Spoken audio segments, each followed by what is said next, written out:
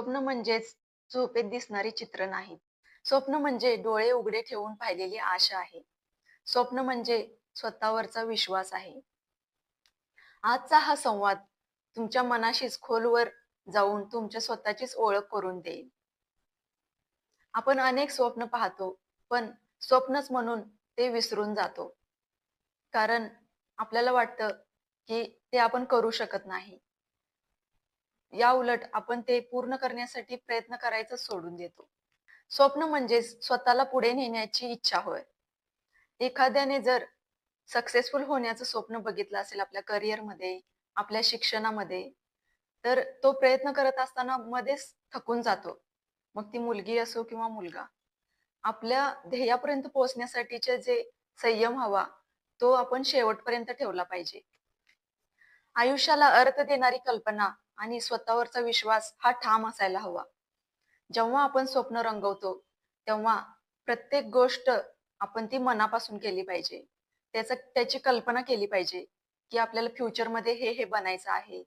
त्यासाठी आपण काय प्रयत्न केले पाहिजेत, किती आपल्याला हार्ड करता येईल आणि हे करत असताना स्वतःवर पूर्ण विश्वास असणं गरजेचं आहे. इच्छाशक्ती असेल तर मार्ग आपोआप मिळतात. त्यामुळे स्वतःवरचा विश्वास कधीही डगमगू द्यायचा नाही. इथेच खऱ्या स्वप्नांची सुरुवात होते. स्त्री जेव्हा स्वप्न पाहायला सुरू करते आणि ते पूर्ण करण्यासाठीचा विचार करते, तेव्हा पहिल्यांदा घरी अशा प्रश्नांचा भडीमार होतो, की तुला जमेल का? तू घर सांभाळत हे सगळं करशील का? आणि महत्त्वाचा सगळ्यात प्रश्न म्हणजे लोक काय म्हणतील?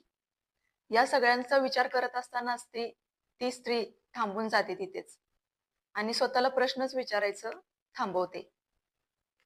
पण माझ्या प्रिय सखींनो, आपण स्वतःलाच ओळखायला चुकतो. म्हणजेच आपण मल्टीटास्किंग आहोत. एकाच वेळी अनेक कामं स्किलफुली करण्याचं आपल्याकडे कौशल्य आहे. हे आपण विसरतोच. जर सगळं घर सांभाळून, मुलांना सांभाळून, कुटुंब सांभाळून आपण सगळं नीटनेटकं ठेवत असू घर आपलं आणि आपलं जीवन सुंदर बनवत असू, तर आपल्या स्वप्नांनाही आपण सुंदर रीतीनं पूर्ण करू शकतो. त्यामुळे स्वतःवर विश्वास ठेवा आणि स्वप्नांकडे एक पाऊल पुढे ठेवा. ज्या स्त्रीकडे स्वप्न असतात, ती स्त्री मुलांना, कुटुंबाला आणि समाजाला पुढे नेण्याचं काम करते.